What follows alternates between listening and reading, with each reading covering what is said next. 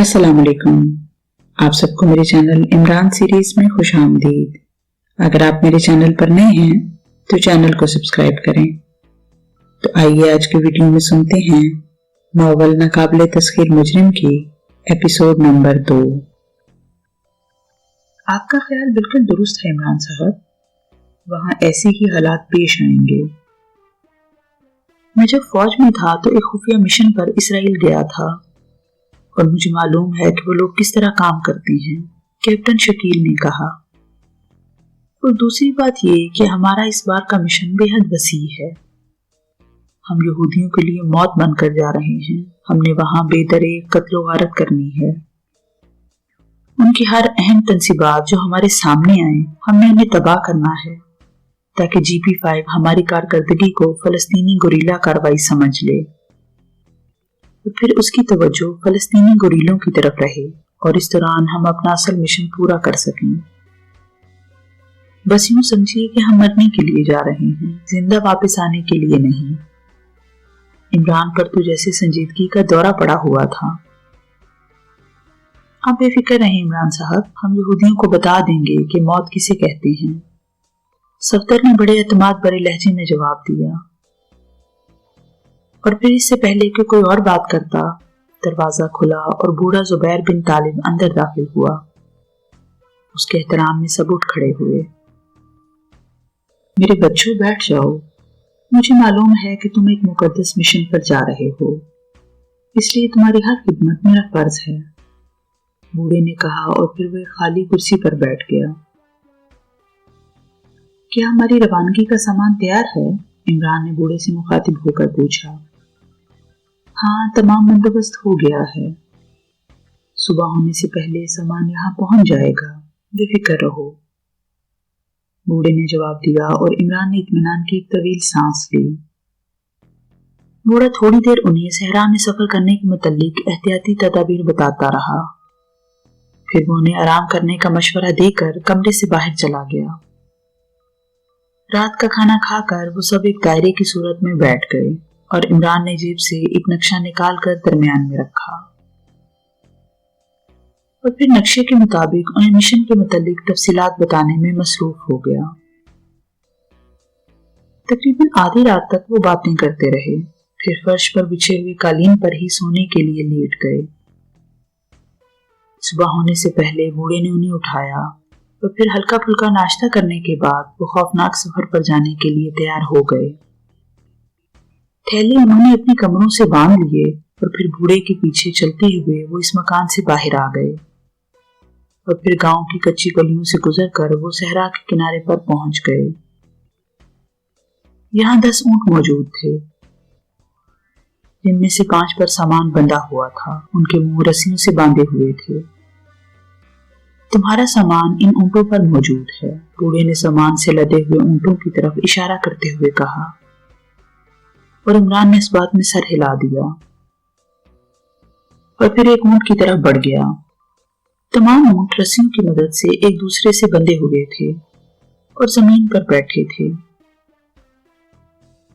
इमरान पहले ऊंट पर सवार हो गया, इसके बाद दूसरे ऊंट पर जूलिया, तीसरे ऊंट पर सफदर, चौथे ऊंट पर कैप्टन शकील और 5वें पर जोसेफ बैठ गया। जोसेफ के पीछे सामान से लदे हुए ऊंट थे। इमरान ने अपने ऊंट को उठाया और इस ऊंट के उठते ही बाकी ऊंट भी खड़े हो गए और इमरान ने हाथ हिलाकर बूढ़े जुबैर को अलविदा कहा और ऊंट का रुख सहरा की तरफ मोड़ दिया। ऊंटों की कतार एक दूसरे के पीछे चलती हुई सहरा में दाखिल हो गई। उनकी रफ्तार खासी तेज थी, इसलिए जल्द ही गांव उनकी नजरों से ओझल हो गया और वो हर तरफ फैले हुए सहरा के वसतों में गुम होकर रह गए। इसराइल की दारुल हुकूमत तिल अबीब के मज़ाफ़ात में एक छोटी सी इमारत थी, जिसकी पेशानी पर एक बड़ा सा बोर्ड लटका हुआ था। इस बोर्ड पर सुर्ख रंग में 5 तारे बने हुए थे। ये इसराइल की सीक्रेट सर्विस GP5 का हेडक्वार्टर था। इमारत के सदर दरवाजे पर 2 मुसल्लह फौजी बड़े चौकन्ना अंदाज में पहरा दे रहे थे कि एक स्याह रंग की कार तेज रफ्तारी से इस इमारत की तरफ बढ़ती नजर आई। कार के नंबर प्लेट पर भी 5 तारे बने हुए थे। इस कार को आते देखकर पहरेदार और ज्यादा मुस्तैद हो गए। कार दरवाजे पर आकर रुकी और इसका पिछला दरवाजा एक झटके से खुला और एक लंबा तिरंगा करख चेहरे वाला आदमी बाहर निकला। पहरेदारों ने उसे देखते ही सल्यूट मारा, मगर वो उन्हें नजरअंदाज करता हुआ दरवाजे में दाखिल हो गया और कार उसे छोड़कर आगे बढ़ गई। ये GP5 का सरबराह कर्नल डेविड था, जिसे पूरे इसराइल में सबसे ज्यादा बाइख्तियार और ताकतवर समझा जाता था, और था भी ऐसा ही। पूरे इसराइल में उसके एजेंटों का जाल फैला हुआ था।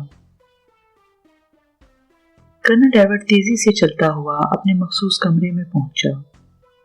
उस कमरे में एक मेज और चंद कुर्सियां मौजूद थीं। मेज के पीछे स्टील की एक बड़ी सी अलमारी थी। मेज पर 4-5 मुख्तलिफ रंगों के टेलीफोन पड़े हुए थे और मेज के किनारों पर मुख्तलिफ रंगों के बटनों की एक गिटार थी। कर्नल डेविड कुर्सी पर बैठा और फिर उसने मेज के किनारे पर लगा हुआ एक बटन दबा दिया। दूसरे लम्हे एक नौजवान कमरे में दाखिल हुआ। कॉफी? कर्नल डेविड ने दुरुस्त लहजे में कहा और नौजवान तेजी से वापस चला गया। चंद लम्हों बाद कर्नल डेविड के सामने कॉफी के कप के साथ 10-12 फाइलें भी मौजूद थीं। कर्नल ने कॉफी पीने के साथ साथ फाइलें खोलकर पढ़ना शुरू कर दी। एक सुर्ख रंग की फाइल देखकर वो चौंक पड़ा। इस फाइल पर मोटे मोटे हरूफ में पाकीशिया लिखा हुआ था।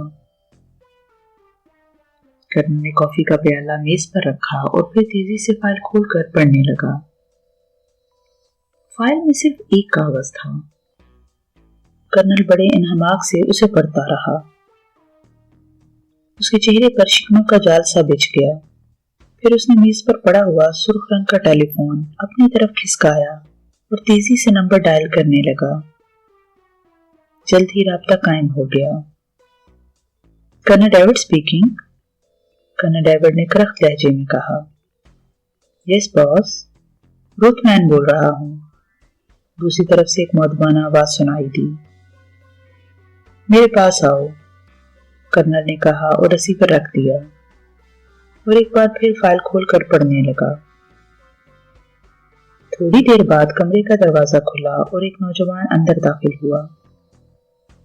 कर्नल ने चौंक कर सर उठाया और फिर उसे एक कुर्सी पर बैठने का इशारा करके दोबारा फाइल में गुम हो गया। रुथमैन बड़े मुतबाना अंदाज में सामने रखी हुई कुर्सी पर बैठ गया।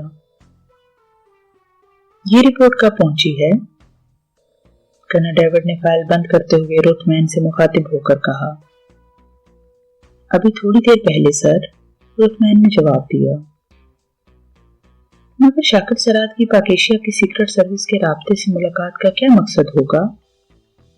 कर्नल डेविड ने सोचने के से अंदाज में कहा। यही तो चौंका देने वाली बात है, इसलिए मैंने सोचा कि इसे फौरी तौर पर आपके नोटिस में लाया जाए, रुथमैन ने जवाब दिया। क्या पाकेशिया सीक्रेट सर्विस की फाइल हमारे रिकॉर्ड में है? कर्नल डेविड ने पूछा। जरूर होगी जनाब, रुथमैन ने जवाब दिया। और कर्नल डेविड ने इंटरकॉम का बटन दबाया और फिर किसी को पाकेशिया सीक्रेट सर्विस की फाइल लाने का हुक्म दिया। पाकेशिया में हमारा एजेंट क्या करता है? तफसीलात बताओ, कर्नल डेविड ने रुथमैन से मुखातिब होकर कहा। जनाब, पाकेशिया में हमारा एजेंट प्रेसिडेंट हाउस में प्रोटोकॉल ऑफिसर है। यही वजह है कि शाकिर सराद की एक्सट्रू से मुलाकात का इल्म उसे हो गया, मगर वो इस मुलाकात की तफसील हासिल नहीं कर सका। रुथमैन ने तफसील से बताते हुए जवाब दिया। कर्नल डेविड ने कहा, और उसी लम्हे दरवाजा खुला और एक फौजी अंदर दाखिल हुआ। उसके हाथों में एक फाइल दबी हुई थी। उसने वो फाइल बड़े मुदबाना अंदाज में कर्नल डेविड के सामने रख दी और फिर वापस मुड़कर कमरे से बाहर चला गया। कर्नल डेविड ने फाइल खोली और उसे पढ़ने लगा। फाइल में 10-12 कागज थे। उन्हें पढ़ने के बाद कर्नल ने फाइल बंद कर दी। इस फाइल में तफसीलात नहीं हैं, صرف یہی بتایا گیا ہے کہ یہ تنظیم انتہائی خطرناک ہے اور خاص طور پر ایک احمق سا نوجوان علی عمران سب سے زیادہ خطرناک ہے۔ کرنل ڈیوڈ نے طویل سانس لیتے ہوئے کہا، X2 کے متعلق زبردست کوششوں کے باوجود اس سے زیادہ معلوم نہیں ہو سکا، اس لیے اتنی پر ہی اکتفا کرنا پڑا۔ بہرحال پوری دنیا میں وہ سب سے زیادہ خطرناک سیکرٹ سروس سمجھی جاتی ہے۔ رت مین نے جواب دیا، اچھا، شاک سرات کا X2 سے ملنا یقیناً ایک چونکا دینے والی بات ہے۔ کرنل ڈیوڈ نے سوچتے ہوئے کہا، جناب، جہاں تک میرا اندازہ ہے شاکر سرات نے X2 کو ہمارے خلاف کام کرنے پر اکسایا ہوگا۔ رت مین نے جواب دیا، ہاں، ظاہر ہے اس کے سوا اور سوچا بھی کیا جا سکتا ہے۔ بہرحال تم ایسا کرو کہ اپنے ایجنٹ کو کال کرو اور اسے مزید تفصیلات حاصل کرنے کے لیے کہو، اور اس کے ساتھ ساتھ اسرائیل میں آنے والے تمام راستوں پر کڑی نگرانی کرواؤ۔ فی الحال ہم اس سے زیادہ اور کیا کر سکتے ہیں؟ کرنل ڈیوڈ نے کہا، آپ بے فکر رہیں جناب، میں نے پہلے ہی آپ کے حکم کی تعمیل کر دی ہے۔ اگر X2 یا اس کا کوئی ساتھی ہماری سرحد میں داخل ہوا تو آسانی سے پکڑا جائے گا۔ رت مین نے بڑے فخریہ لہجے میں کہا، ٹھیک ہے، جاؤ۔ کرنل ڈیوڈ نے کچھ سوچتے ہوئے کہا، اور پھر رت مین اسے سلام کر کے کمرے سے باہر نکل گیا۔ کرنل ڈیوڈ نے رت مین کے جانے کے بعد فائل ایک طرف رکھ دی اور پھر اس نے ایک ٹیلی فون کا ریسیور اٹھایا، نمبر ڈائل کرنے شروع کر دیے۔ Red 5 speaking. رابطہ قائم ہوتے ہی دوسری طرف سے آواز سنائی دی، کرنل ڈیوڈ نے باوقار لہجے میں کہا، یس باس۔ ریڈ 5 نے مؤدبانہ لہجے میں جواب دیتے ہوئے کہا۔ ریڈ 5 GP5 کا ایک خفیہ شعبہ تھا جس کا علم GP5 کے دوسرے ممبران کو نہ تھا، اور اس شعبے کا کنٹرول کرنل ڈیوڈ نے براہ راست اپنے پاس رکھا ہوا تھا۔ یہ انتہائی خطرناک موقع پر کام دیتا تھا اور عام حالات میں یہ GP5 کے دیگر ممبران کی نگرانی کرتا تھا۔ ریڈ 5 ہو سکتا ہے کہ آئندہ چند روز میں مجرموں کی ایک جماعت اسرائیل میں داخل ہونے کی کوشش کرے۔ یہ عام قسم کے مجرم نہیں ہوں گے، بلکہ ان کا تعلق پاکیزیہ سیکرٹ سروس سے ہوگا۔ گو GP5 حفاظتی اقدامات کر رہی ہے، مگر میں چاہتا ہوں کہ تمہارا شعبہ اس سلسلے میں پوری تندہی سے کام کرے۔ کسی بھی مشکوک آدمی کے متعلق پوری چھان بین کی جائے، کرنل ڈیوڈ نے کہا۔ بہتر جناب، ریڈ 5 نے جواب دیا، مجھے برابر رپورٹ ملنی چاہیے۔ یہ لوگ ہمارے ملک کے لیے انتہائی خطرناک ثابت ہو سکتے ہیں، کرنل ڈیوڈ نے کہا۔ آپ بے فکر رہیں جناب، اگر انہوں نے اسرائیل میں داخل ہونے کی کوشش کی تو وہ ہماری نظروں سے اوجھل نہیں رہ سکتے، ریڈ 5 نے مؤدبانہ لہجے میں جواب دیا، اور اس کے ساتھ ہی کرنل ڈیوڈ نے ریسیور رکھ دیا اور ایک بار پھر X2 والی فائل کھول کر اس کے مطالعے میں مصروف ہو گیا۔ سورج پوری آب و تاب سے طلوع ہو گیا اور گرمی کی شدت بڑھنے لگی تو عمران نے اونٹ روک لیا۔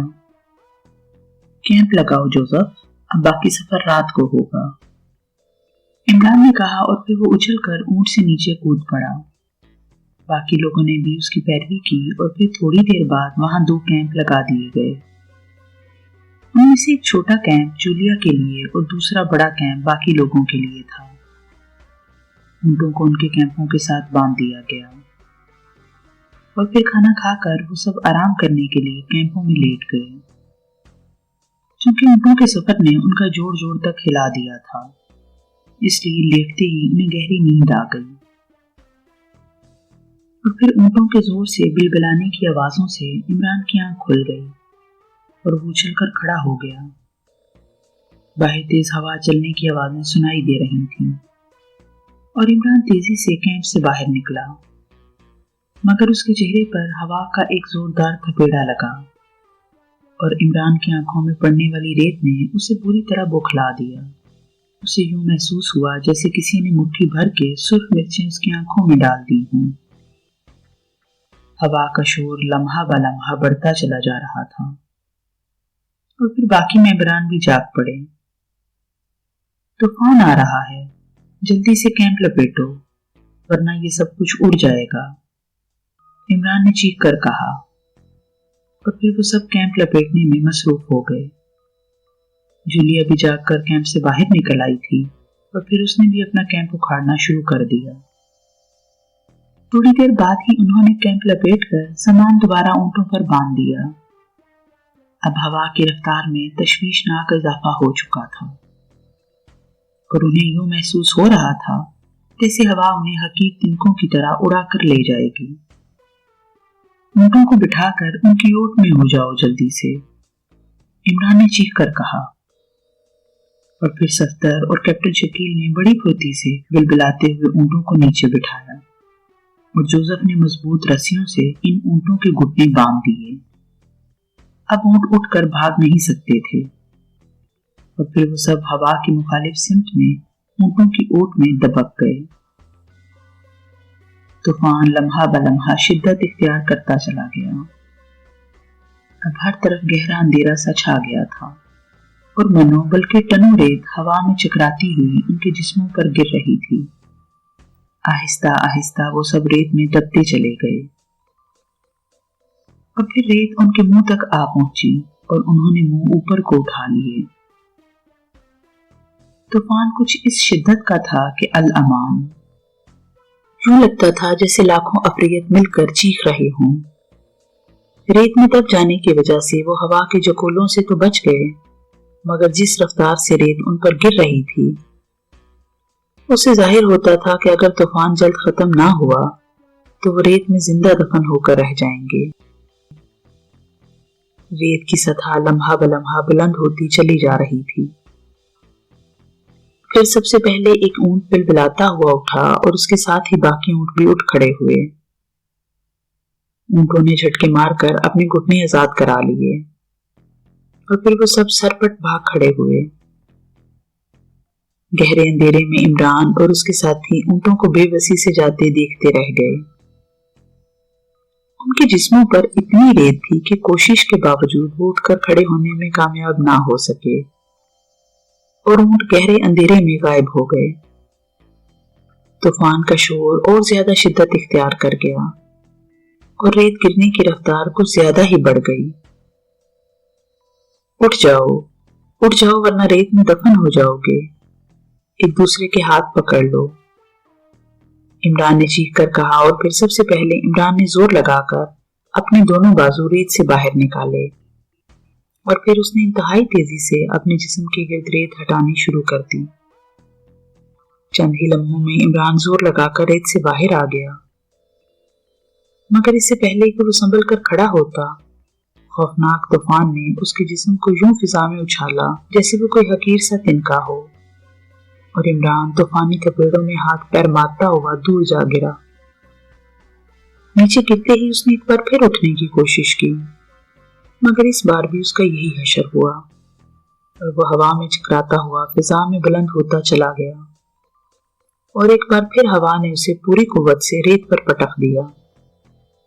इमरान को यूं महसूस हो रहा था जैसे तूफान उसे यूं पटक पटक कर मार डालेगा, मगर उसी लम्हे तूफान की शिद्दत कम होने लगी और इमरान वहीं रेत पर औंधे मुंह लेटे तूफान के खत्म होने का इंतजार करने लगा। उसे अपने साथियों पे फिक्र थी कि न जाने उनका क्या हशर हुआ होगा और अब न जाने उनसे कभी मुलाकात भी हो सकेगी या नहीं। तूफान की शिद्दत तेजी से कम होती चली गई और थोड़ी देर बाद सूरज फिर पहले की तरह चमकने लगा और हवा साकित हो गई।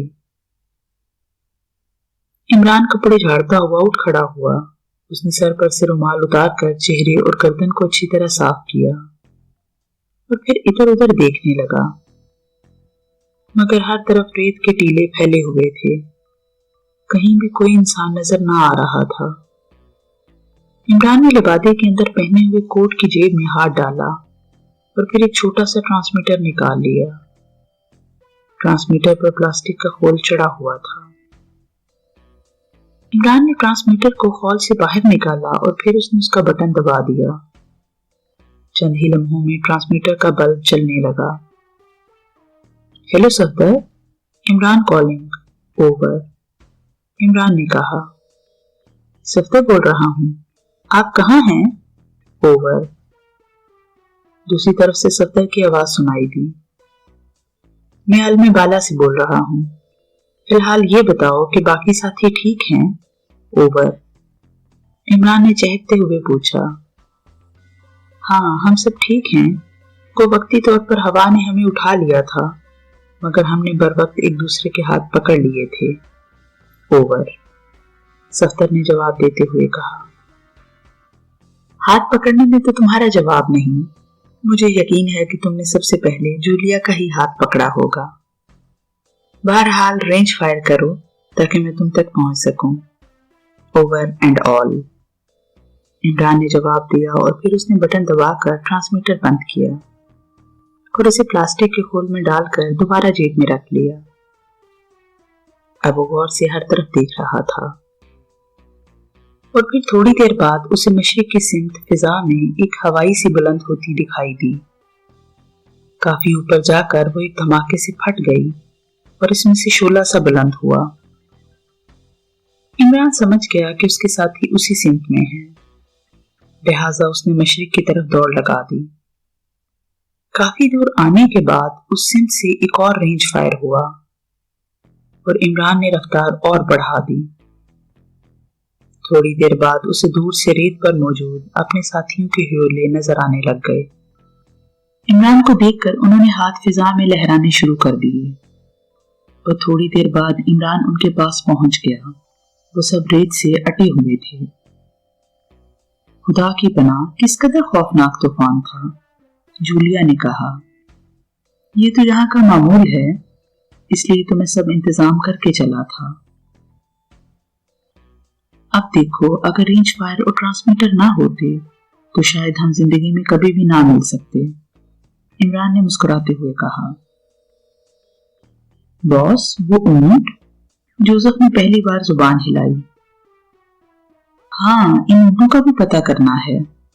अगर वो ना मिले तो फिर हम इसी सहरा में एड़ियां रगड़ रगड़ कर मर जाएंगे, कैप्टन शकील ने कहा।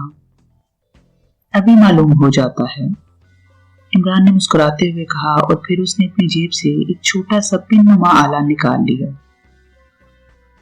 उसने आले का बटन दबाया तो उस आले की नोक पर लगा हुआ बल्ब जल उठा। नोक से आखिर तक छोटे छोटे बल्ब एक कितार में मौजूद थे। ऊंट यहाँ से 2 किलोमीटर के फासले पर हैं, इमरान ने कहा और फिर उसने आले पर लगा हुआ एक और बटन दबा दिया। इस बटन के दबते ही नोक पर लगा हुआ बल्ब तेजी से जलने बुझने लग गया। आओ मेरे साथ, इमरान ने कहा और फिर वो तेजी से शुमाल की तरफ बढ़ने लगे। जैसे जैसे वो आगे बढ़ते चले जा रहे थे, बल्ब के जलने बुझने में तेजी आती चली गई। तकरीबन आधे घंटे के चलने के बाद उन्हें दूर रेत के टीलों पर खड़े हुए ऊंट नजर आ गए। इन पर सामान लदा हुआ था। अब वो एक दूसरे के साथ मिलकर खामोश खड़े थे। कमाल है, इस आले ने सिमत कैसे बता दी? कैप्टन शकील ने हैरान होते हुए कहा। पहले 4 बल्ब सिमत बताते हैं। इस आले में से मखसूस लहरें निकल कर फैल जाती हैं और फिर जैसे ही वो लहरें किसी जानदार से टकराती हैं तो बल्ब जल उठता है। पहला बल्ब मगरिब, दूसरा मशरिक, तीसरा शमाल और चौथा बल्ब जनूब की सिमत जाहिर करता है, इमरान ने उन्हें तफसील बताते हुए कहा। और वो सब इस आले की हैरत अंगेज कारकर्दगी पर दंग रह गए। जोसेफ ने ऊँटों को काबू किया और एक बार फिर उन्होंने कैंप लगाने शुरू कर दिए। रात को उन्होंने अपने सफर का आगाज किया और फिर तमाम रात वो सफर करते रहे। 3 दिन के सफर के बाद उनके पास पानी का जखीरा खत्म हो गया तो इमरान ने एक सामान बरदार ऊंट ज़िबा किया और फिर उसके पेट में मौजूद पानी निकालकर खाली डब्बों में भर लिया। ये पानी रंगत में बिल्कुल शफाफ और जायके में भी सही था। इसी तरह हर 3 दिन बाद वो एक ऊंट ज़िबा करते اس کا پانی انہیں 3 دن کام دیتا اور ان 3 دنوں میں وہ اسی اونٹ کا گوشت پکا کر کھاتے رہے۔ یہ ان کی خوش قسمتی تھی کہ ابھی تک پہلے کی طرح کوئی بڑا طوفان نہ آیا تھا، اس لیے ان کا سفر خاصی تیز رفتاری سے جاری رہا۔ انہیں سفر کرتے ہوئے 15 روز ہو چکے تھے اور اس دوران نہ ہی وہ نہا سکے تھے اور نہ منہ ہاتھ دھو سکے تھے، اس لیے ان کی حالت بے حد خستہ تھی۔ لباس بھی خستہ ہو رہا تھا کہ انہیں دور سے انسانی آبادی کے آثار نظر آنے لگے اور انہیں یوں محسوس ہوا جیسے وہ زندگی میں پہلی بار یہ سب کچھ دیکھ رہے ہوں۔ سب سے خستہ حالت جولیا کی تھی۔ اس نے زندگی میں پہلی بار صحرا کا اس قدر خوفناک سفر کیا تھا، مگر اس نے بے مثال ہمت و جرأت کا مظاہرہ کیا تھا کہ اس نے کسی کو محسوس نہ ہونے دیا تھا کہ اس کی حالت اس قدر خراب ہے۔ آبادی کے آثار آہستہ آہستہ واضح ہوتے چلے گئے۔ کہ اس آبادی میں ہمیں کوئی امداد ملے گی؟ صفدر نے عمران سے مخاطب ہو کر کہا۔ ہاں، گوئی آبادی اسرائیلی حدود میں ہے، مگر یہ خالصتاً عربوں کی آبادی ہے اور وہاں ہمارے پہنچنے کی اطلاع بھیجی جا چکی ہے، مگر ہمیں وہاں رات کو داخل ہونا پڑے گا، عمران نے جواب دیا اور پھر اس نے ایک بڑے سے ٹیلے کی اوٹ میں کیمپ لگانے کا حکم دے دیا۔ پھر رات تک وہ اسی ٹیلے کے پیچھے آرام کرتے رہے۔ جب رات کا گہرا اندھیرا ہر طرف چھا گیا تو انہوں نے آبادی کا رخ کیا اور پھر آبادی سے تھوڑی دور عمران نے انہیں وہیں رکنے کا اشارہ کیا اور خود تیزی سے آبادی کی طرف بڑھتا چلا گیا۔ جب عمران آبادی میں داخل ہوا تو وہاں ہر طرف گہرا سکوت طاری تھا۔ عمران مختلف گلیوں سے گزرتا ہوا ایک دروازے پر رک گیا۔ جس مکان کا یہ دروازہ تھا، اس مکان کے اوپر ایک بڑا سا مور بنا ہوا تھا، جس کا ہیولہ اندھیرے میں بھی صاف دکھائی دے رہا تھا۔ عمران نے دروازے پر مخصوص انداز میں دستک دی اور پھر چند لمحوں بعد دروازہ کھل گیا۔ دروازے پر ایک عرب نوجوان کھڑا تھا۔ عمران کو دیکھ کر اس کی آنکھیں حیرت سے پھیلتی چلی گئیں۔ موت کا پیغمبر ہوں، عمران نے بڑبڑاتے ہوئے کہا۔ اوہ، آپ لوگ پہنچ گئے؟ عرب نے اچانک سنبھلتے ہوئے کہا۔ ہاں، ہم پہنچ گئے ہیں، عمران نے ایک طویل سانس لیتے ہوئے کہا۔ آئیے اندر آ جائیے، عرب نوجوان نے تیزی سے کہا اور وہ دروازے سے ایک طرف ہٹ گیا۔ مگر میرے ساتھی، عمران نے کہا۔ آپ فکر نہ کریں، ان کا بندوبست بھی ہو جائے گا، عرب نوجوان نے کہا اور پھر عمران کے اندر داخل ہونے پر وہ اسے کمرے میں لے گیا۔ آپ کے ساتھی بستی سے کتنی دور ہیں؟ عرب نوجوان نے کمرے میں پہنچتے ہی پوچھا۔ وہ شمال کی سمت آدھے کلومیٹر کے فاصلے پر ہیں، عمران نے جواب دیا۔ ٹھیک ہے، میں ابھی انہیں لے آتا ہوں، آپ آرام کریں، عرب نوجوان نے کہا۔ کوڈ موت ہوگا، انہیں بتا دینا، عمران نے کہا اور پھر ایک کرسی پر دم سے گر گیا۔ عرب نوجوان نے سر ہلایا اور پھر تیزی سے کمرے سے باہر نکل گیا اور پھر تقریباً آدھے گھنٹے بعد ایک ایک کر کے عمران کے ساتھی بھی اس کمرے میں آ گئے۔ سب سے آخر میں وہ عرب نوجوان اندر آیا۔ آپ کا سامان بھی پہنچ گیا ہے، اونٹوں کو میں نے واپس صحرا میں دھکیل دیا ہے، میں آپ کے نہانے کا بندوبست کرتا ہوں۔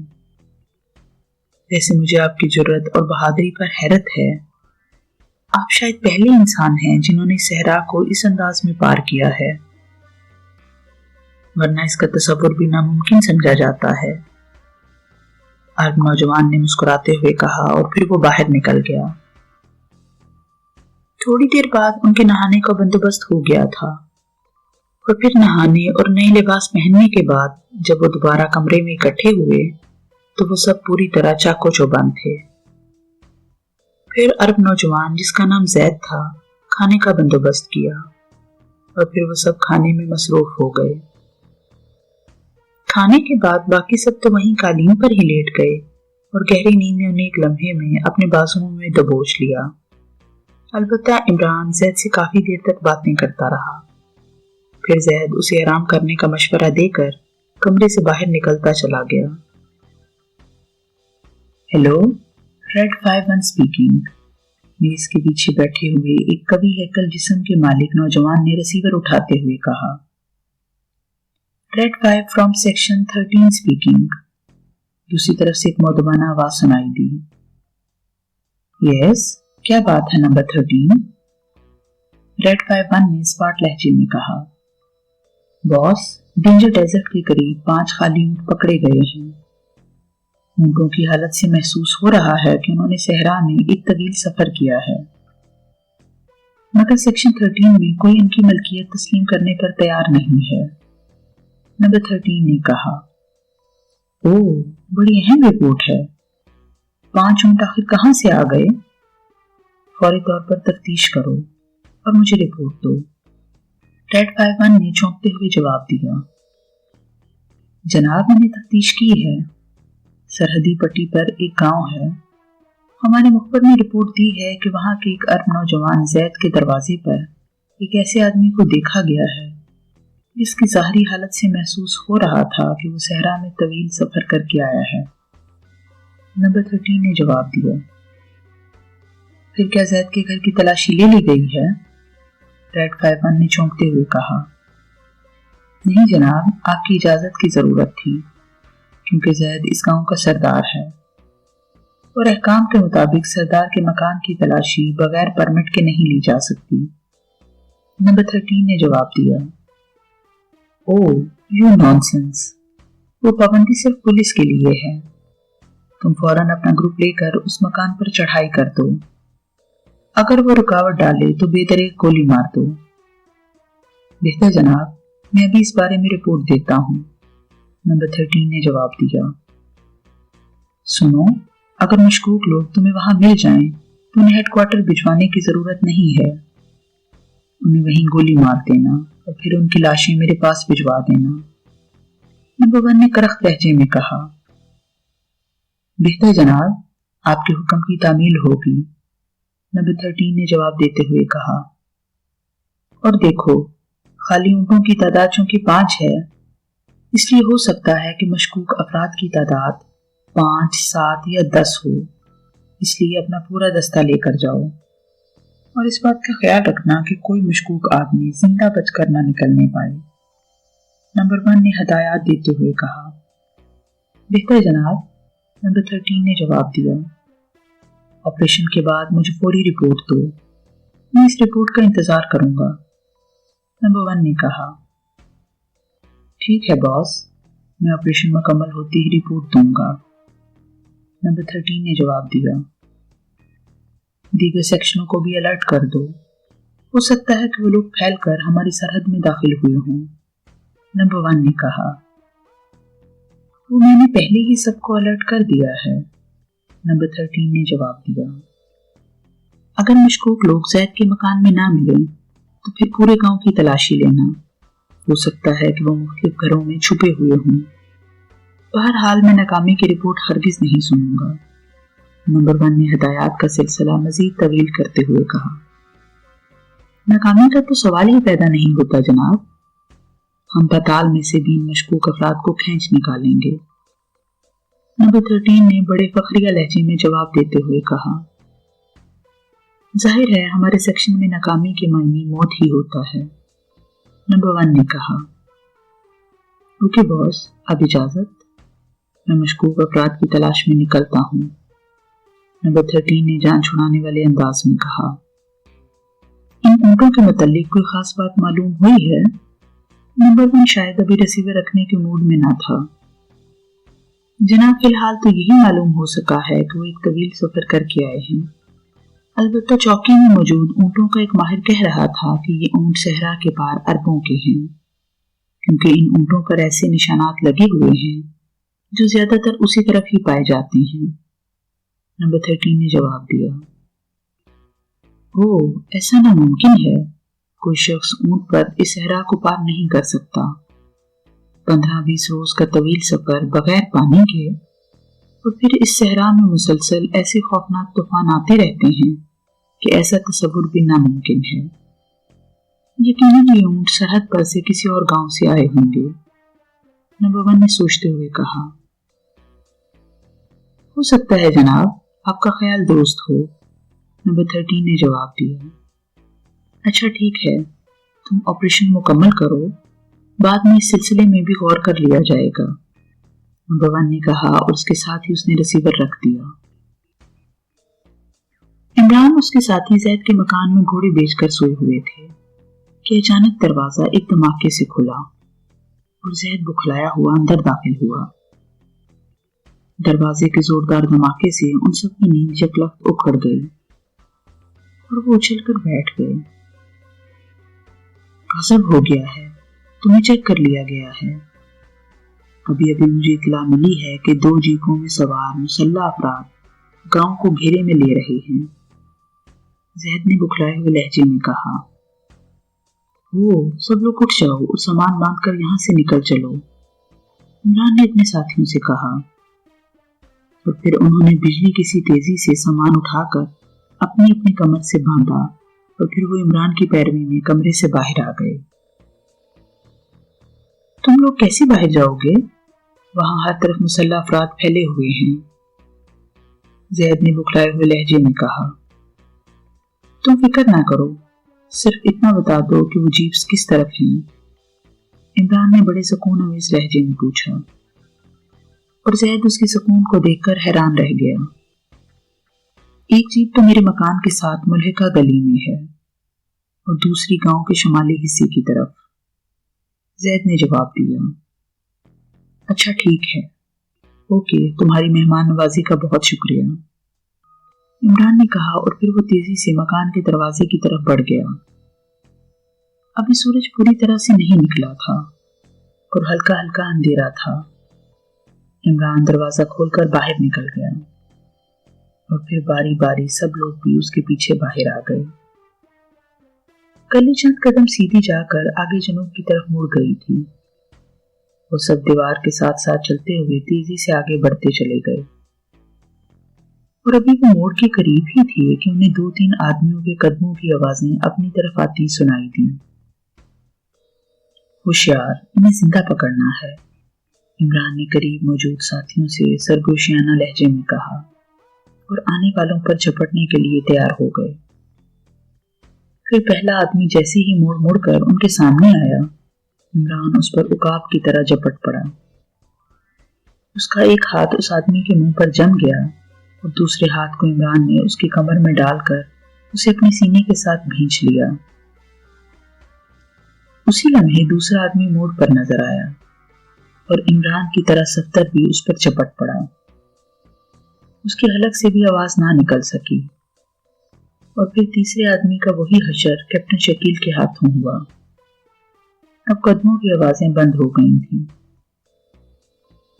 انہیں بے ہوش کر کے ان کے کپڑے اتار لو اور جیبوں سے تمام سامان بھی نکال لو، عمران نے کہا اور پھر اس نے فوراً ہی اپنا ایک ہاتھ کمر سے نکال کر بجلی کی سی تیزی سے اس آدمی کی کن پٹی پر جڑ دیا اور وہ آدمی عمران کے ہاتھوں جھول گیا۔ عمران نے انتہائی پھرتی سے اس آدمی کے کپڑے اتارے اور پھر اپنی عبا اتار کر اس نے انتہائی تیزی سے اس کے کپڑے اپنے لباس کے اوپر پہن لیے۔ جب فارغ ہو کر اس نے سر اٹھایا تو صفتر اور کیپٹن شکیل بھی دونوں افراد کے کپڑے اتار چکے تھے اور پھر اسی اتفاق ہی کہا جا سکتا ہے کہ تینوں افراد کے لباس انہیں پورے آ گئے۔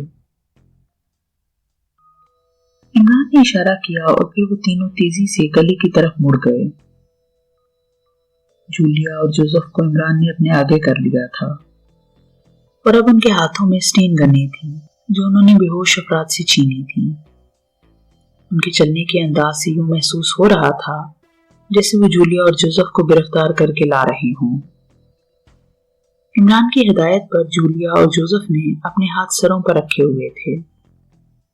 گلی کے بالکل سامنے ایک طاقتور جیپ صاف نظر آ رہی تھی اور 2 مسلح آدمی ہاتھوں میں اسٹین گنے پکڑے بڑے چوکنے انداز میں کھڑے گلی کی طرف ہی دیکھ رہے تھے۔